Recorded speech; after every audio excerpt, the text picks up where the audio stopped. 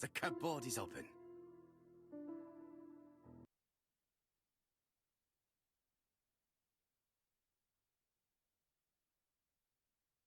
Genteel and wild, English countryside revisited.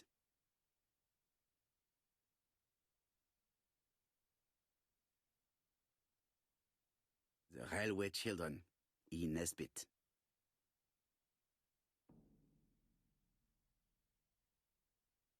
For Franklin, Und Effie's Christmas, 1910.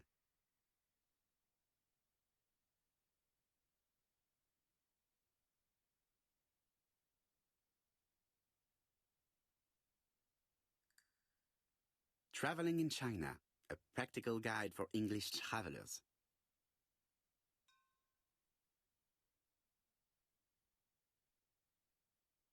Helmet, flask, and rifles. Franklin is very well equipped.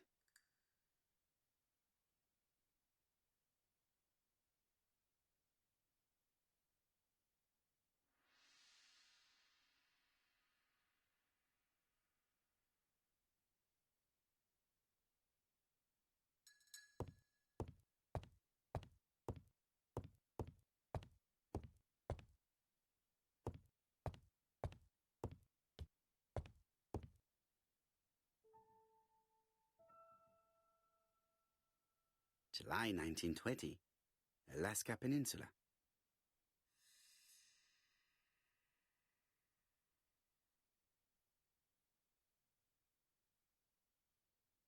Franklin appears to be very active.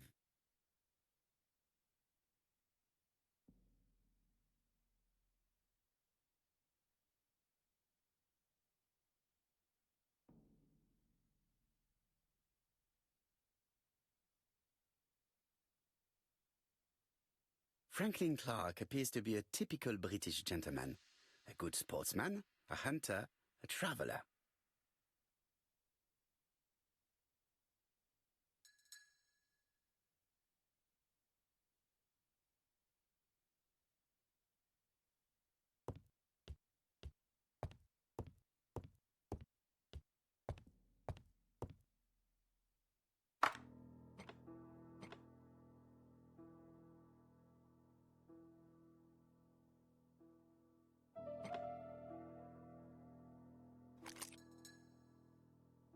The plates around the picture appear to have unlocked. I think I've already seen these symbols on Franklin's trophies.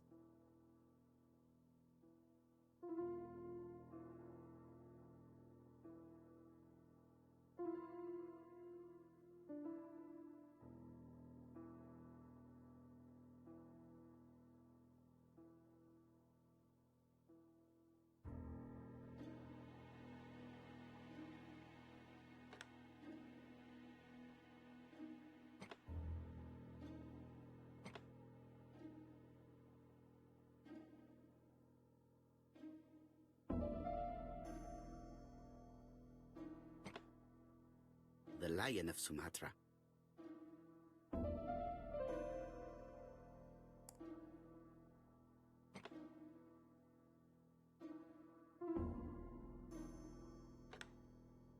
The Alaskan Kodiak Bear.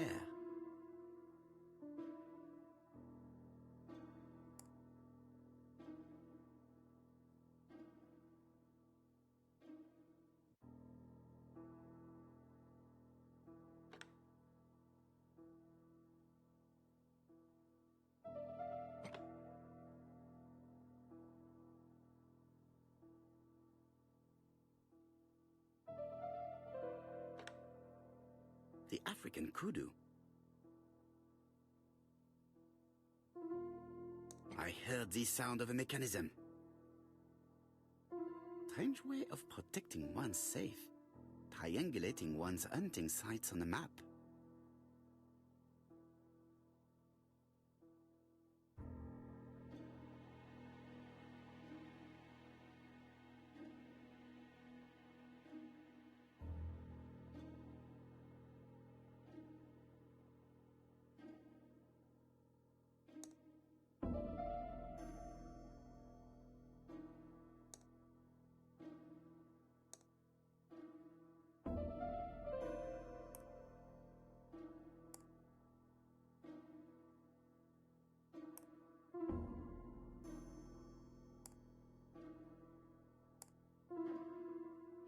These documents are very likely going to help me for the rest of the inquiry.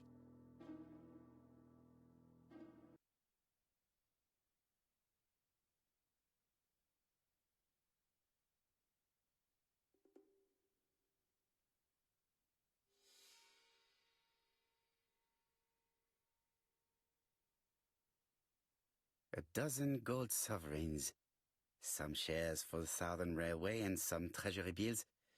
This is not worth much, hardly enough to justify a robbery.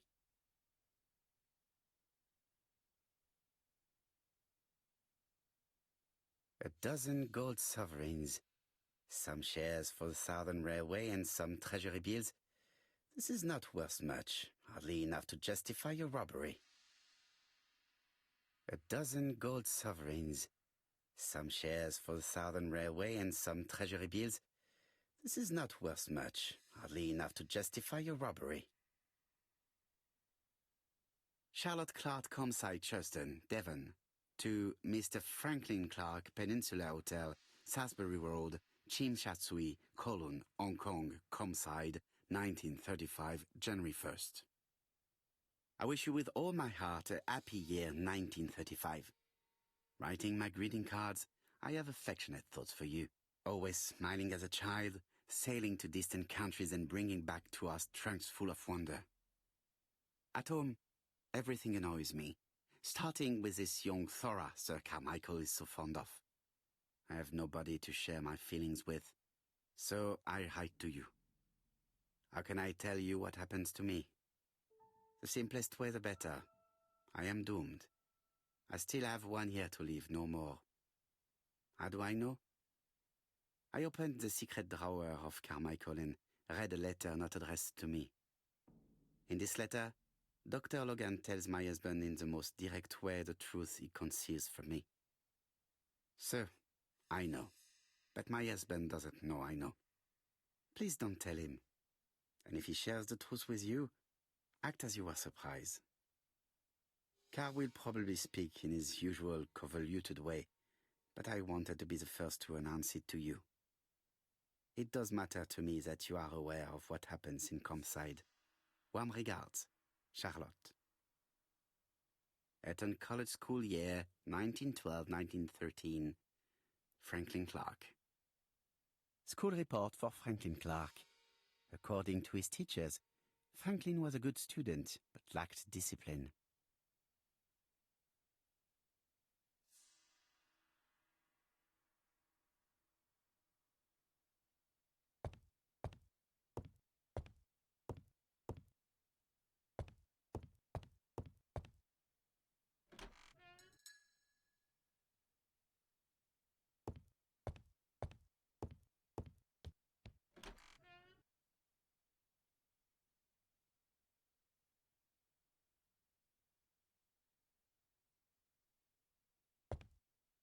Sir Carmichael's collection could rival that of a major museum.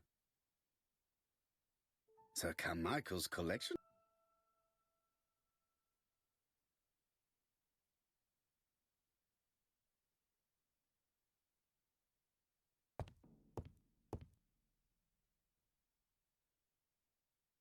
Comside's private collection, purchases since 1920. The catalogue for Sir Carmichael Clark's collection.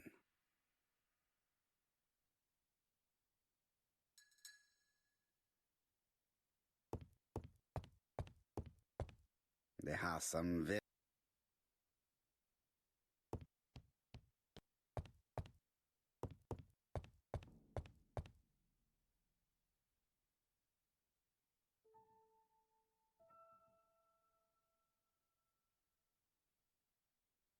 Attention, Franklin. Task list. A. Ordering Lady Clark remedies. Done. B. Tidying up real estate property files. Done. C. Calling the lawyer about inventory. Done. D.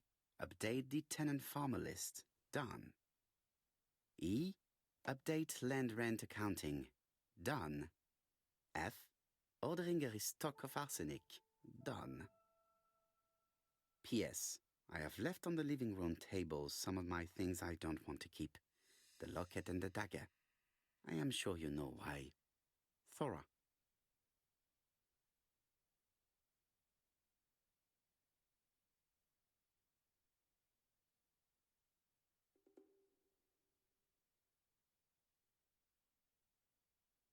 A dark dragon for a bright-haired maid. C.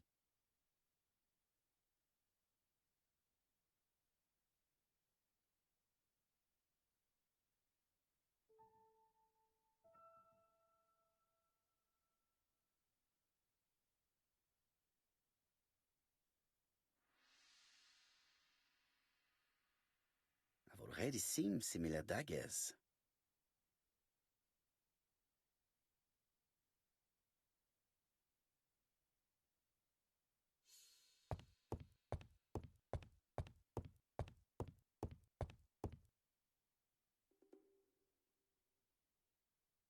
I see some papers that were not there the first time I visited.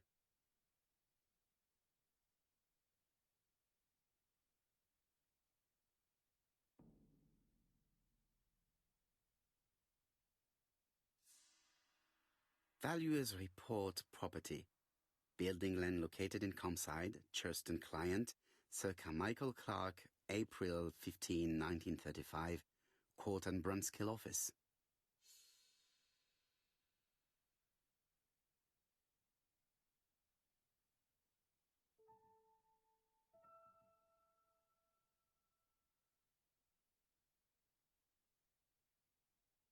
Valuers report property.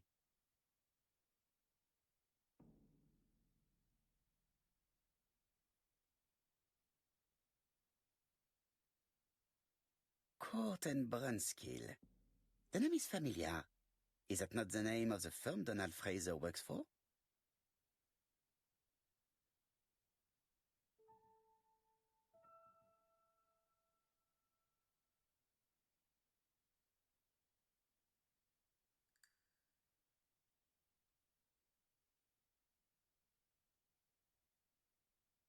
Ernest Logan, MD, Brighton Cancer Institute, 201 Dusk Road, Brighton, Sussex.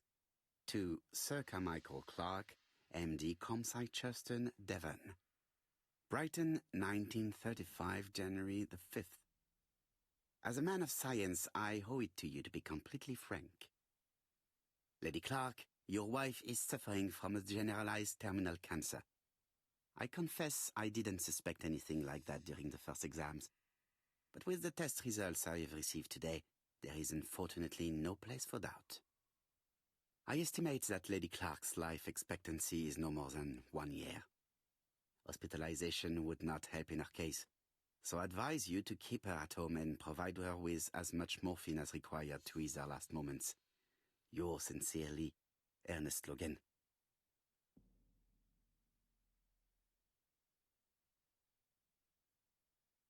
These daggers are only ceremonial weapons. I do not think that the crime weapon is here.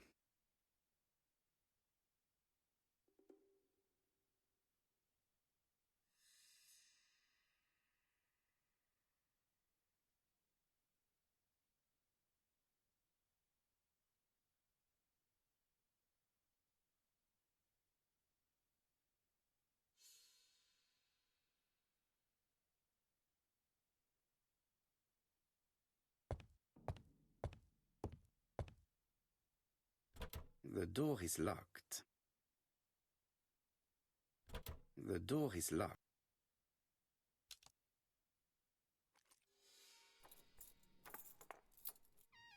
This unit contains the medical records for Sir Carmichael Clark's patients.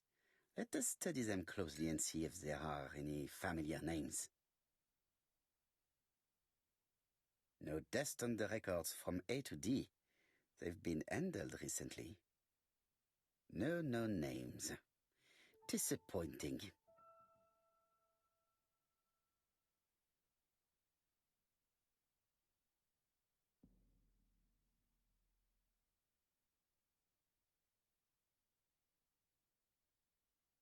No dust on the records from... No known... Lots of dust. The records from E to Z have not been touched for years. No known names. Disappointing.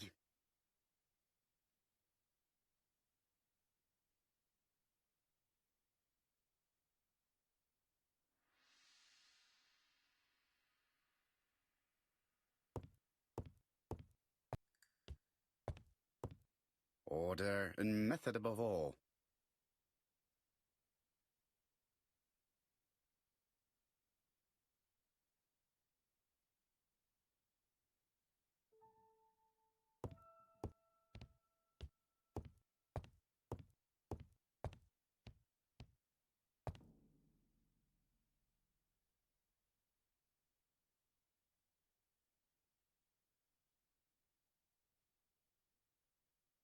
Traditional Chinese map. Facsimile. South is on the top of the map.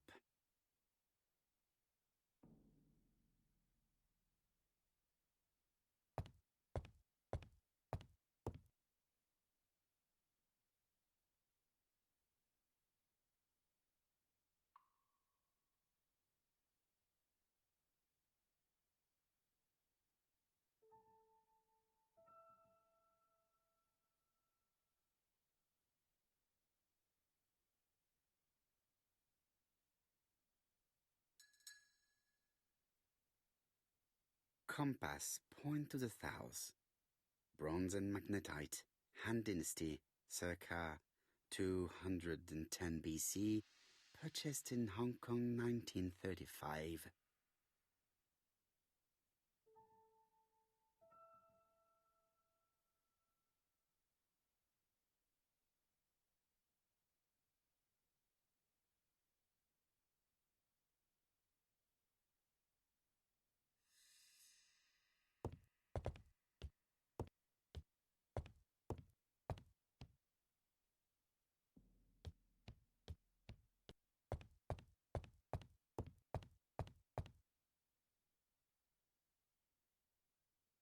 Order and method.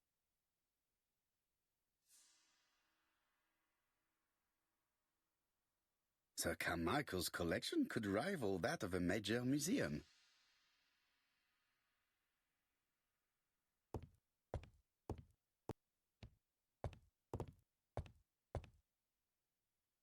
This unit contains the medical records for Sir Carmichael Clark. Sir Carmichael.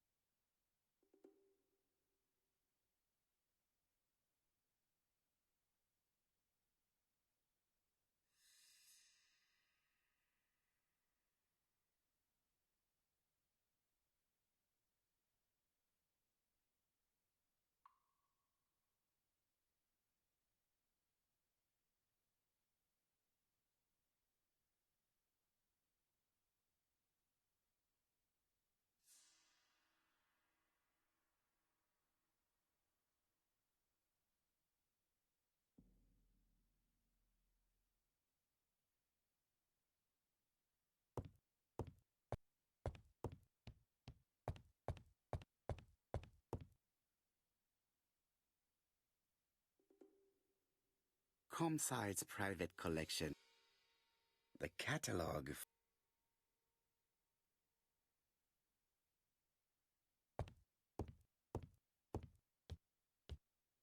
Order and method above all. Let us finish examining the mansion while no one is around.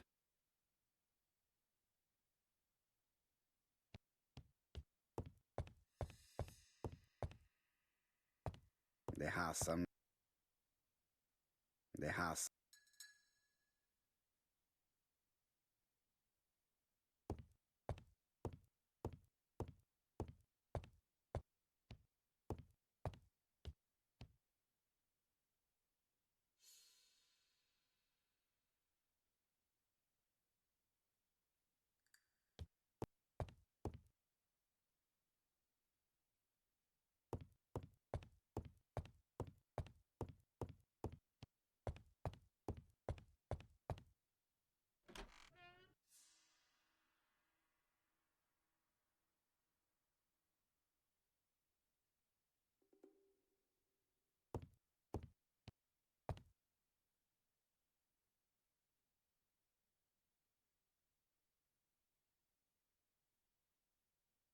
I do not need to. I've finished with.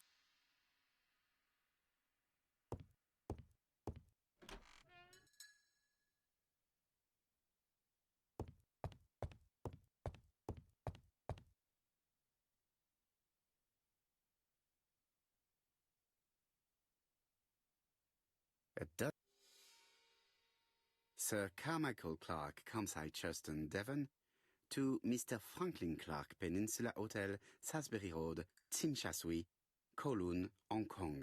Campsite, 1935, January the 12th. Dear Franklin, things go on here much as usual. Charlotte is moderately free from pain. I wish one could say more. You may remember Thora Gray. She is a dear girl, and a greater comfort to me that I can tell you. I should not have known what to do through this bad time but for her. She has an exquisite taste and shares my passion for Chinese art. No daughter could be a closer or more sympathetic companion. Life has been difficult, but I am glad to feel that here she has a home and true affection. You wrote me you want to stay in China for 1 more year or even longer. I don't object. The longer you stay, the more opportunities you will have to increase our collection. Nonetheless, you should know that we miss you here, and that Charlotte will be gone by the time you come back. I am, dear Franklin, your truly affectionate brother.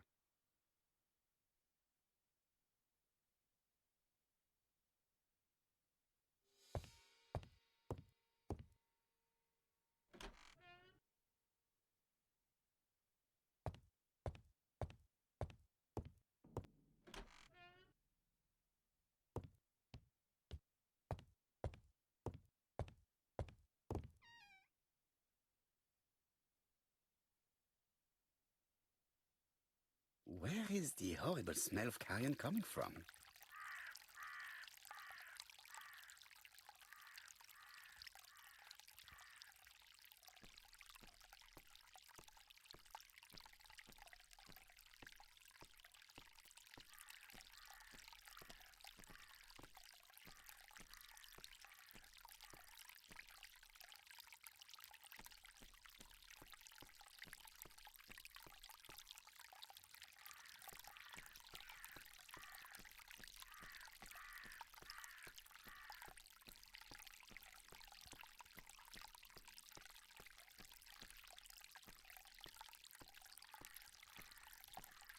This fountain makes a very relaxing sound.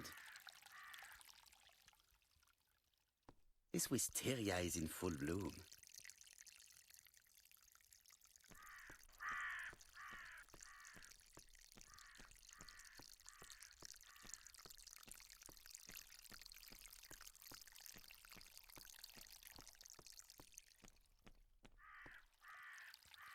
It was probably the gardener who lit this fire.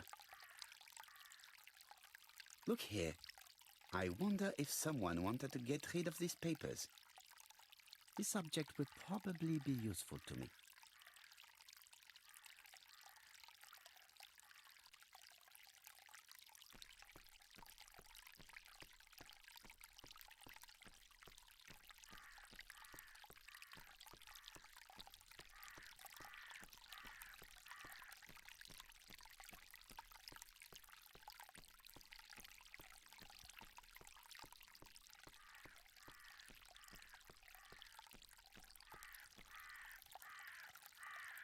Brown pellets. Revolting. Let us now try and get our brain cells to work.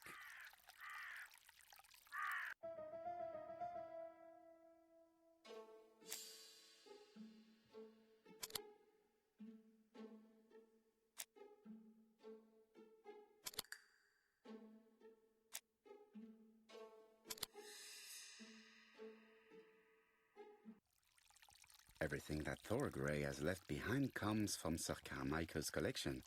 He most probably gave them to her, but she chose to leave them here rather than run the risk of being accused of theft. It is understandable when you know just how much Lady Clark mistrusted her.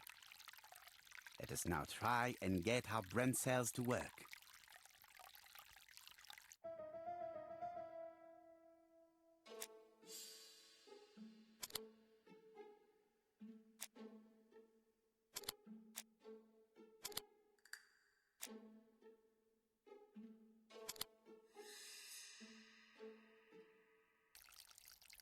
Thorgray had no reason to kill someone who only had a few months left to live.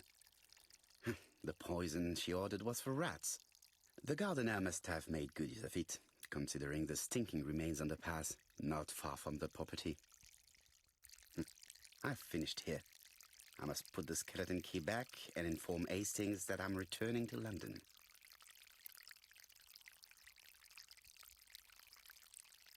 Brown pet.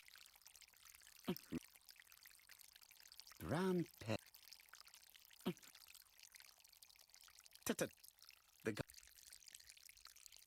There, that's...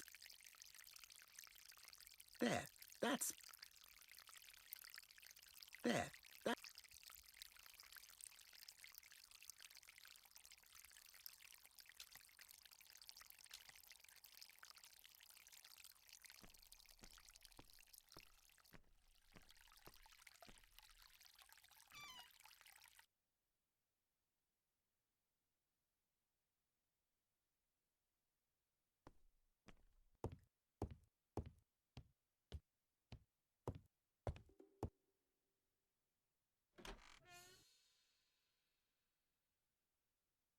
I must put the skeleton key back and inform Hastings that I'm returning to London.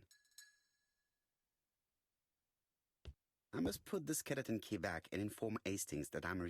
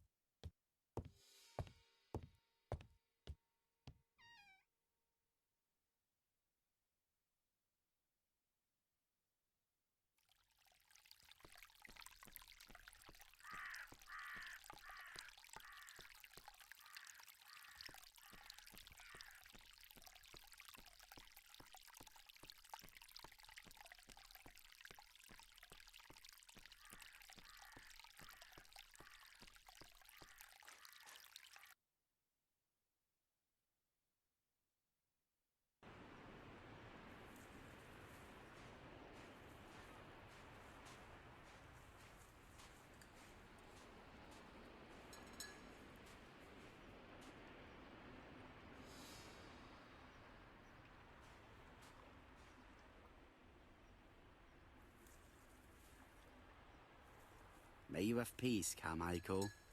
Charlotte.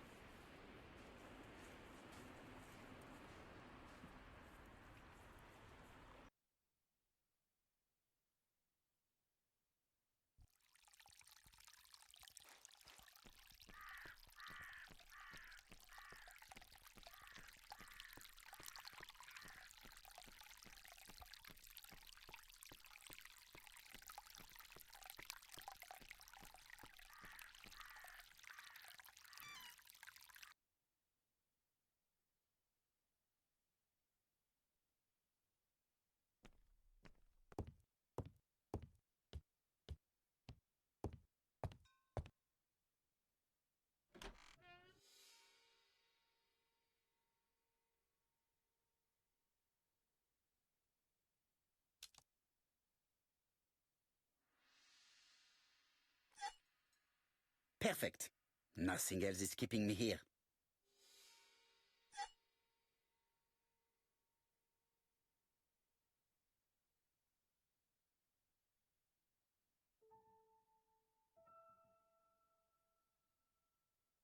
Hello, Hastings?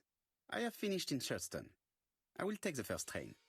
Tell me, do you know how to restore writing on a burnt document? Yes, you just have to soak a cloth with a hydrochloric acid solution and rub the sheet of paper. Then the characters appear. Bien. You have been of great assistance, Hastings. Could you please order the solution as soon as possible? Of course, but what documents do you want to read? You will see, my friend. À ce soir.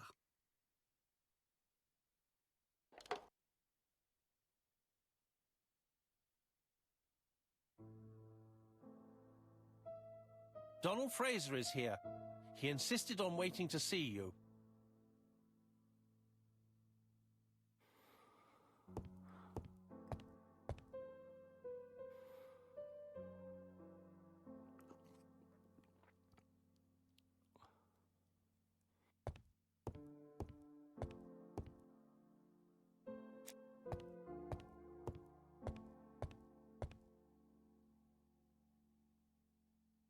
This man is tired.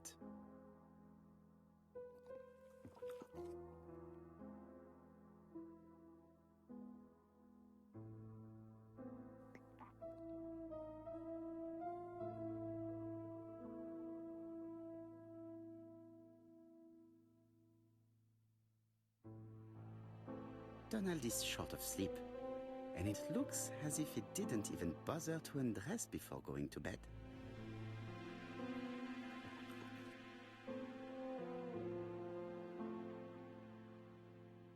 Mr. Poirot, I don't know why I'm here.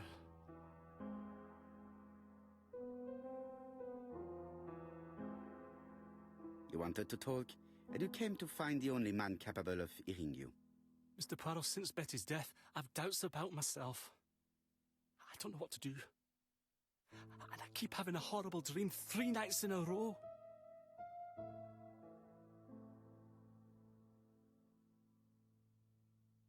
Have a drink and tell me about this dream.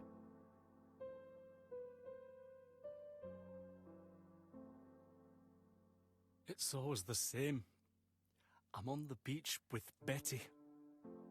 I grab her round the throat and I squeeze and squeeze until she's dead. Her head falls back and I see that it's no longer Betty. It's Megan's face. Have you seen Megan Barnard recently? Yes, our grief has brought us together. I never really knew her before. She's really quite a remarkable girl. But I would never tell her about my dream. Why not? Is it her you are attacking in your dream? No, it's Betty. And once Betty is dead, it's Megan's face that appears in its place.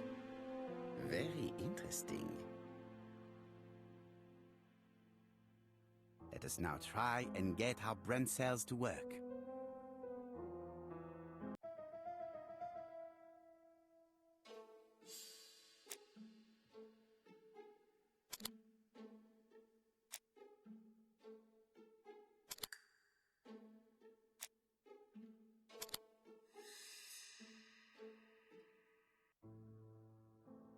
Mr. Fraser, I think that the real meaning of this dream is that you are in love with Megan Barnard.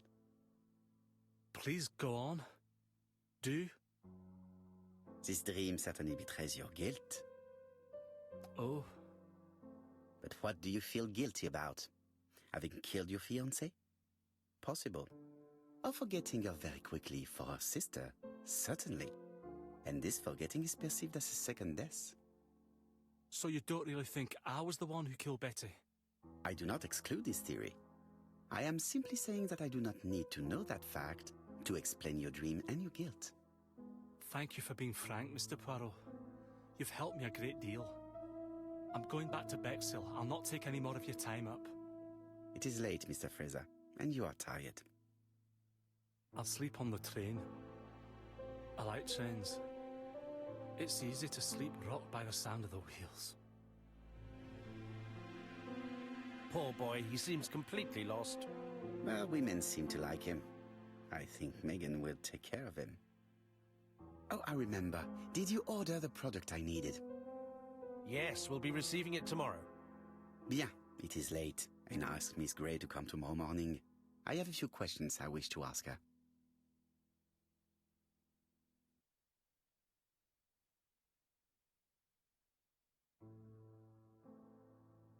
Mademoiselle, I asked you here in order to answer a very important question.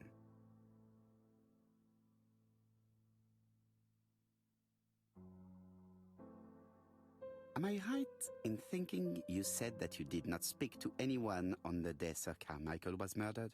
It's the absolute truth. Yet, Lady Clark maintained that she saw you talking to a stranger on the front doorstep. Really? She must have been mistaken. Oh, I remember now. I'd forgotten all about it, but it wasn't important. It was just a salesman. One of those traders who sell stockings from door to door. Can you describe him to me? Medium size, glasses, dark suit, and a felt hat. Not the sort of man you notice. Completely harmless. That's why I forgot all about him. Nothing else? He was very hesitant and shy. Usually door-to-door salesmen are very confident, but he wasn't.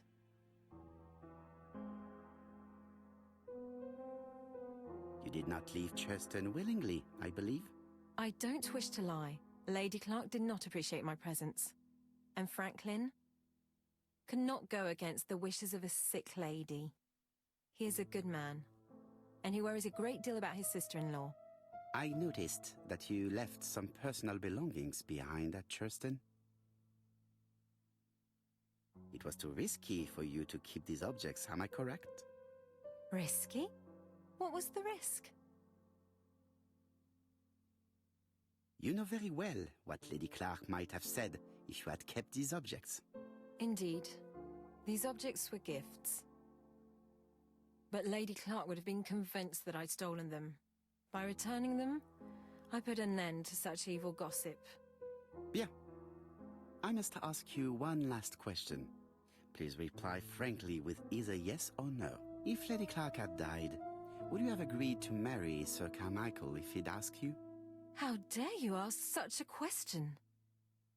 Sir Carmichael treated me just like his daughter. And all that I ever felt him was affection and gratitude, nothing else. Thank you, mademoiselle. I will not keep you any longer.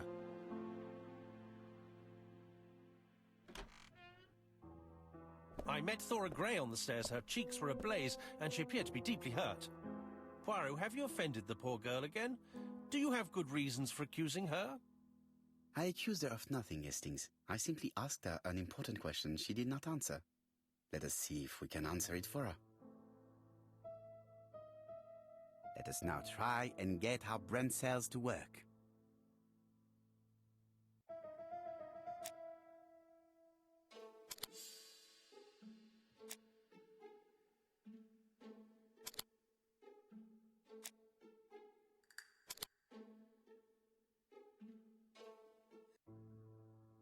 You must know how to read between the lines, Hastings.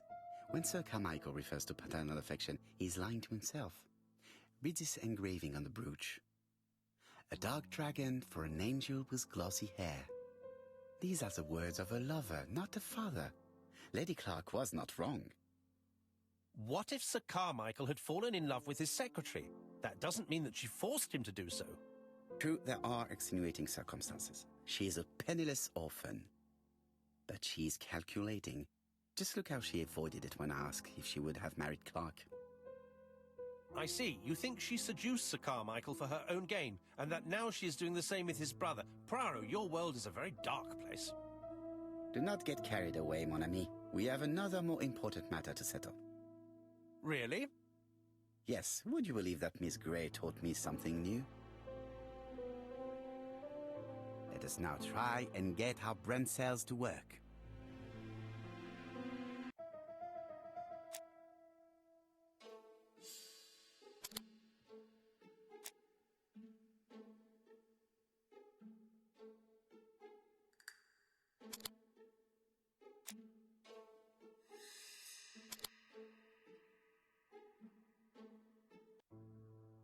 It's perfectly clear, Hastings, perfectly clear. Indeed, a stocking seller visited Andover, Bexhill and Churton on the day of each murder. We have our suspect. This should be of interest to Job.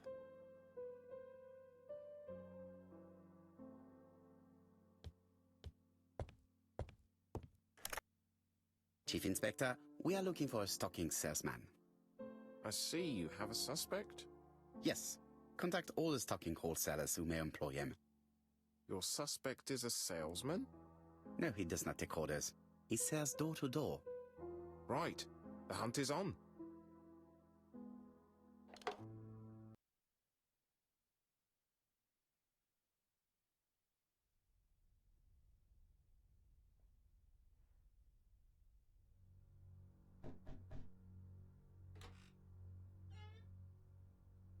Are you leaving, Mr. Cust? Yes, I'm going to Cheltenham. You shouldn't travel today. You don't look very well. I have to. I have engagements. I must respect them.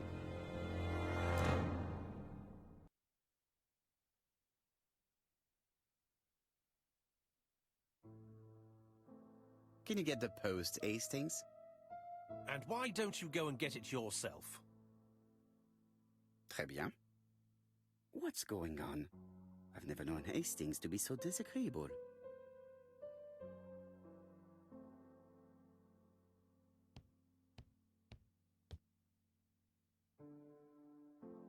Daily Blag, August 31, 1935. Moustache at half-mast. Poirot's repeated failure in ABC case. Sometimes small things trouble great men. Hastings, faithful collaborator of the Belgian detective, knows something about it. 3 mornings in a row, he confided to us, the cook broke the egg yolks when preparing Poirot's breakfast. This apparently casual event has greatly disturbed my friend, to the point it breaks his concentration and slows his judgment. I also noticed his mustache, of which he is so proud, being duller than usual. Poirot, I assure you I haven't said any such thing to the journalists. They twist everything.